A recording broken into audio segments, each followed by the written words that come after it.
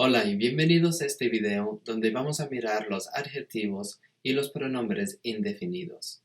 Hello and welcome to the Spanish video lesson where we're going to take a look at indefinite adjectives and indefinite pronouns.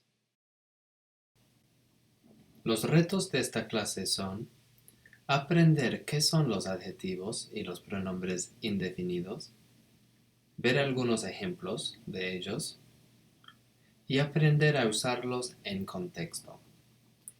Pero primero quiero que encuentres en los tres objetivos, los tres retos de hoy, estas frases y palabras. So I want you first of all to find in these three objectives, these three goals for today, the following phrases and words. I want you to see some examples in Spanish, learn to use them or to learn to use them, and in context. So have a look for those, pause the video and then press play to go through the answers.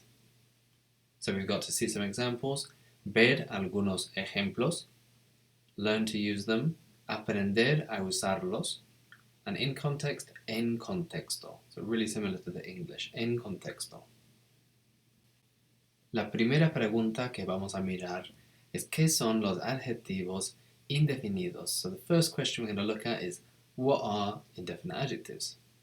Indefinite adjectives are adjectives used to talk about nouns, so to talk about people or things, without specifying who or what that thing or person is.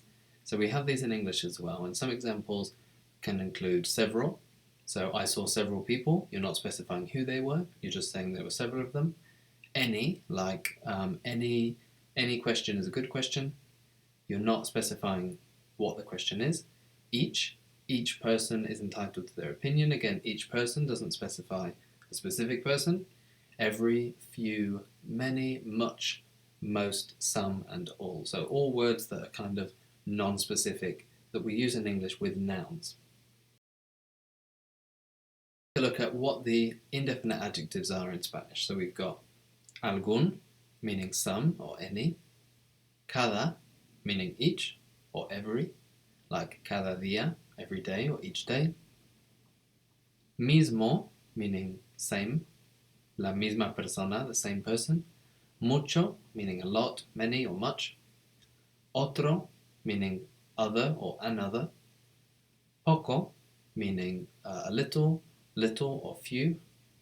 Tanto, so much or so many. And todo, all or every. Because these words are adjectives, most of them change the same way any other adjective, any other regular adjective in Spanish changes, so that it agrees with the noun that it's describing, or in this case, the noun that it's going with. So algún, cada, mismo, all of the examples I've shown you so far, they're in the singular masculine, or the masculine singular, and that tends to be the default way that we look at adjectives.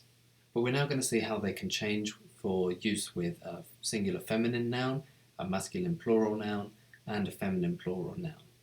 So algún can become alguna, algunos, algunas.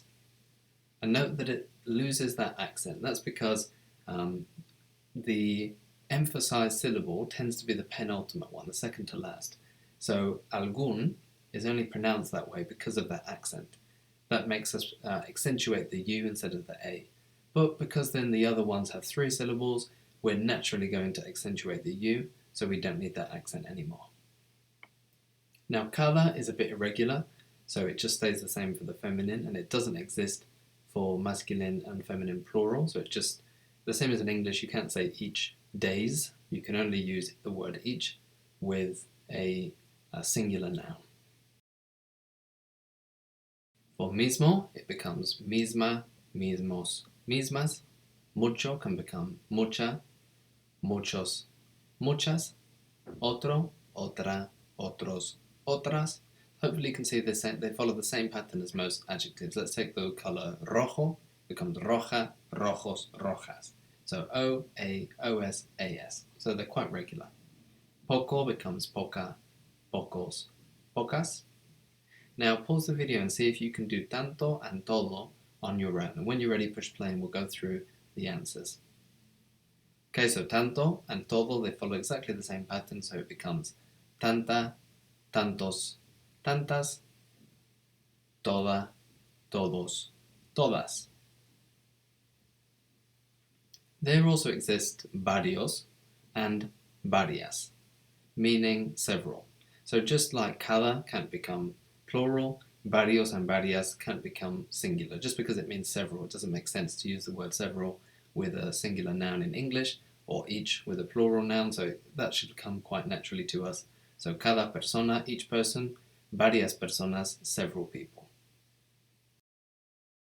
Ahora vamos a mirar algunos ejemplos. So we're now going to see some examples, and the word algunos is itself an indefinite adjective. So some examples. Algún día, someday. Algún día voy a ir a Perú. Someday I'm going to go to Peru. So I'm not being specific about which day, it's just someday. So it's that kind of, that's what makes it indefinite. Indefinite is this uncertainty, this non-specificity. Cada minuto que pasa, each or every minute that passes. Cada día, every day or each day. La misma noche, the same night. Muchas personas dicen, many people say. Now if we use gente, because gente is singular, we'd have to say mucha gente dice. No habrá otra oportunidad. There will not be, or there won't be, another opportunity. So notice that in English, another doesn't need to become una otra oportunidad, it's just otra oportunidad. So you don't need the article with that one. Queda poca comida. There's little food left, or there remains little food. Hay tantas tiendas. There are so many shops. En todos los países. In every country. So literally in all of the countries, but in English we'd say in every country.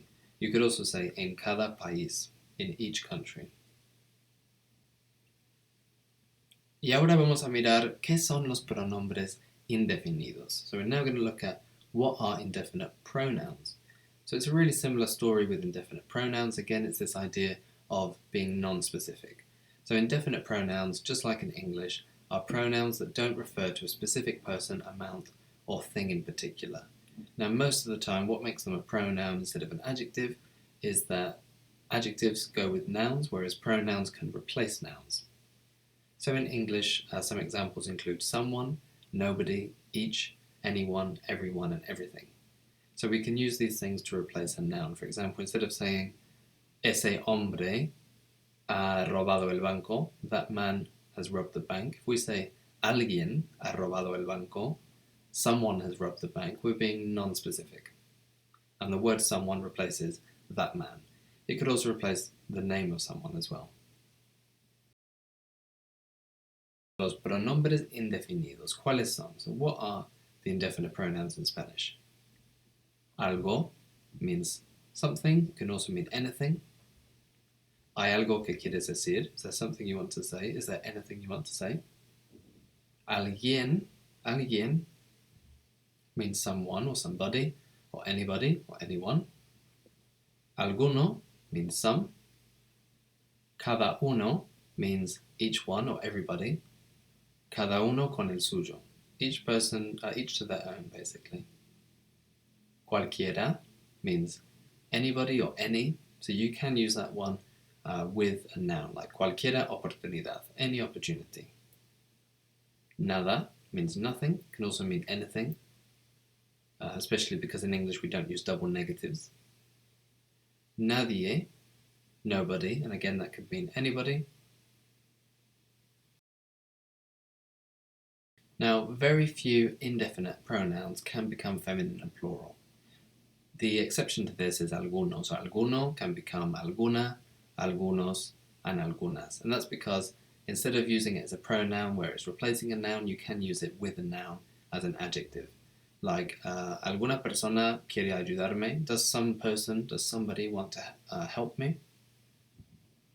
And cualquiera, that can become cualesquier. Now, it's not very commonly used, at least in Spain. In South America, I find you can hear it a bit more.